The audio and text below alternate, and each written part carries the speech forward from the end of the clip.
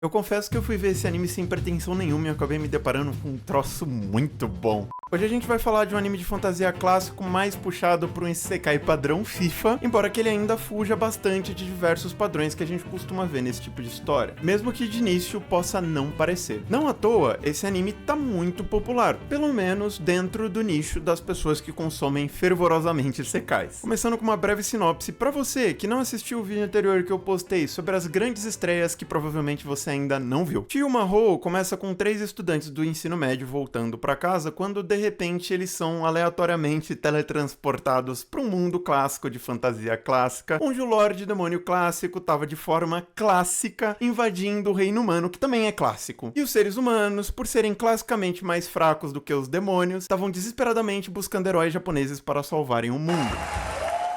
O primeiro diferencial sutil que essa história tem em comparação às demais acaba sendo essa. Não é só o protagonista que vai parar em outro mundo, ele vai junto com outros amigos dele. Sem mencionar que, a princípio, aparentemente, o aparentemente é muito importante, ele foi teletransportado sem querer pra esse mundo medieval de fantasia. Simplesmente porque ele tava andando junto com os outros dois que, teoricamente, eram os escolhidos pra serem os novos heróis daquele mundo. De início, o brother do protagonista acaba ficando mais revoltado, com uma certa razão, porque foi um negócio super invasivo e blá blá blá. Porém, a senpai do protagonista, ela fica super animadinha com a ideia. Ela parece até meio otaku nesse sentido. Eu achei muito engraçada a reação dela nesse primeiro momento. Não só nesse momento em específico, ao longo da história inteira, essa personagem gera cenas muito engraçadas, pelo menos pra mim, porque ela tem uma personalidade muito espontânea, muito autêntica e bem descontraída. Mas enfim, apesar do protagonista ter parado lá como uma espécie de efeito colateral no primeiro momento, quando os três vão fazer o teste pra ver a aptidão mágica de cada um, o protagonista acaba descobrindo que ele tem uma afinidade rara com magia de cura. E magia de cura nesse mundo pode virar um negócio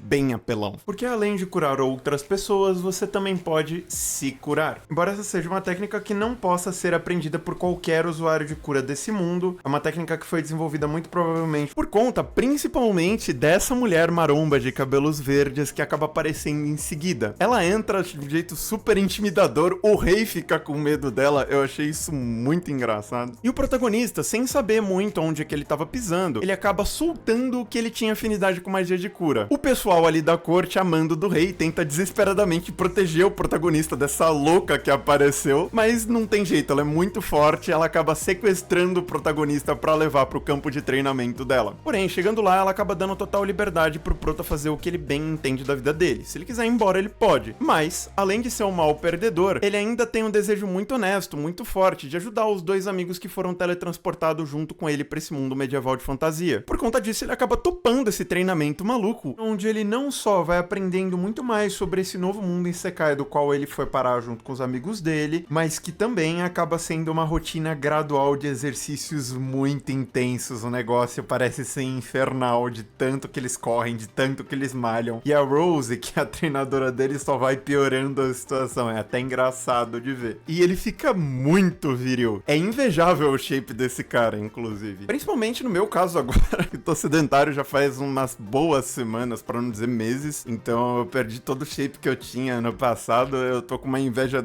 absurda desse protagonista, ele tá quase me convencendo a voltar pra academia, pra vocês terem ideia. E também, o shape dele acaba gerando cenas bem cômicas com a senpai. Eu tô destacando uma delas pra vocês agora, gente. Genial. Não só isso, essa personagem é super engraçada em vários momentos. Você tem a cena dela sendo mordida pelo macaquinho venenoso, que é muito boa. Você tem ela tentando fazer carinho no Brulin, eu acho que é assim que fala, porque em japonês fica Burulin. É um negócio muito esquisito de se falar. Então, esse shape, por consequência, acabou gerando cenas muito cômicas com a senpai do prota. Inclusive, se você é shapeado ou quer ficar shapeado e gosta de sekais, não esquece de deixar o like e cogita se inscrever no canal. Caso você não goste e tenha ficado interessado, também é muito válido. Nesse ponto do vídeo, já dá pra ter uma ideia muito boa pra onde que essa história vai caminhar. Mas não, a história não se resume apenas ao protagonista ficando mais forte, gradualmente, lacrando com frequência e tudo mais. mais. Você tem um desenvolvimento um pouquinho mais profundo do que a gente está acostumado a ver nesse tipo de história dos personagens centrais de forma geral. Então a Rose, que é essa maníaca maromba, ela tem um passado muito trágico, ela acabou tendo um trauma muito forte, e por conta disso que ela faz esse treinamento bizarro e ela tem um comportamento muito mais severo do que o que ela tinha no passado. Da mesma forma, esse comportamento super exagerado que a senpai do protagonista acaba tendo em alguns momentos, acabou ganhando um contexto muito legal nesse arco que eles estão na floresta. O próprio protagonista, apesar dele aparentemente ser um japonês comum, a lá Kiritão da vida, ele tem uma personalidade muito mais interessante do que parece ter no primeiro momento. Por mais que essa história não seja focado em drama especificamente, você tem esse tipo de desenvolvimento, o que já é um diferencial muito bacana. Além disso, aparentemente, eles estão fugindo bastante daquele modelo de harem ou pseudo-harem, o que pro meu gosto também é um negócio muito bom que faz bastante sentido. Eu não sou muito fã desse tipo de artifício narrativo para histórias de fantasia, mesmo que eu tolere bastante ou até goste de algumas histórias nesse estilo. Como vocês podem perceber, esse anime também tá visualmente muito bonito, desde o começo. Não está 100% consistente, não está tão bom quanto Boku no Kokoro, que é um anime que também é desse estúdio. Esse anime tá sendo produzido pelo Shin-Ei Animation, inclusive no vídeo de Boku no Kokoro eu falei um pouquinho sobre ele. Ele não tá tão bem produzido quanto Boku no Kokoro, até porque você tem uma diferença muito grande de gênero. É mais difícil você fazer um anime nesse nível, que tem bastante ação, como no caso de Shio Mahou, mas a produção de maneira geral não tá decepcionando. O Shin-Ei Animation, apesar de não ser muito conhecido, nem muito famoso, vem entregando nos últimos anos consistentemente animes de muita qualidade. Mesmo que você tenha bastante oscilação entre um e outro, e mesmo que você tenha certa inconsistência entre os episódios. Mas aí, Vitor, fora essas questões de produção e um detalhezinho ou outro relacionado à história dos personagens que você acabou citando, que pode vir a me incomodar,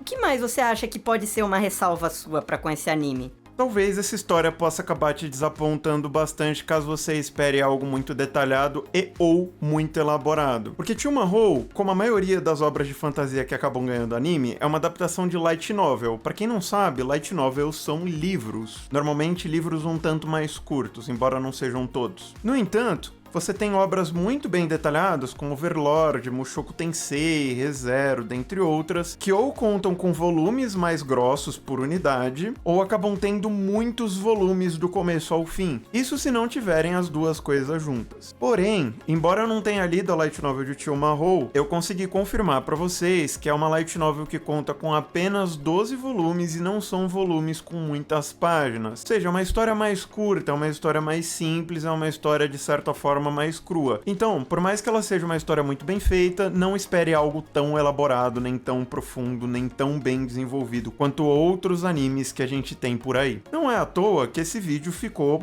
relativamente mais curto do que a maioria dos vídeos que eu tô trazendo aqui pro canal. Se você ainda não assistiu esse anime e tava preocupado com alguma coisa dentro do que eu falei, eu espero ter sanado todas as dúvidas e possíveis preocupações de vocês com relação a esse anime. Caso você ainda não esteja assistindo, pode ver na fé que vale bastante a pena, mesmo que você não seja tão fã do Isekai padrão FIFA quanto muitas pessoas aqui no canal, eu acho que você vai acabar gostando bastante, principalmente ao longo dos episódios. Pra quem não pegou a referência, quando eu digo Isekai padrão FIFA, eu tô me referindo a um Isekai daqueles mais padronizados, que seguem bastante aquele clichê que a gente já tá cansado de ver. Alguns deles não são tão funcionais assim, já outros, como no caso de Chio Mahou, eles acabam fazendo muito sucesso, eles acabam fazendo muito sentido, porque eles são muito bem feitos e eles têm uma história interessante. Eles não são aqueles animes apenas feitos pra vender por um baixo custo de produção, né? Bom, de toda forma, foi mal pela piadinha ou qualquer coisa, eu inventei esse termo padrão FIFA pra fazer um quadro do Shorts onde eu apresento esse tipo de anime, mas isso não significa que esse tipo de anime seja ruim, nem nada do tipo. Até porque, como vocês puderam ver, eu gostei bastante de Chio Mahou. Entra naquela máxima de que não é porque é genérico que é ruim. Isso não é uma regra. E se você é fã de Isekai e ainda não é inscrito no canal, essa é uma boa oportunidade para você abrir a página do canal e ver a quantidade de animes de fantasia que eu já falei sobre. Tem bastante vídeo interessante de explicação e tem bastante vídeo de análise de obras de fantasia que podem chamar bastante a sua atenção. Sem falar nos vídeos de lista com recomendação, dentre outras coisas. Eu gosto muito de animes de fantasia, eu já assisti algumas centenas deles, então você pode ficar bem tranquilo com relação a isso aqui no canal, caso você queira se inscrever. No mais, se você quiser algumas sugestões minhas de outros animes parecidos com esse daqui, eu tô deixando alguns links de vídeo fixados na descrição desse vídeo aqui.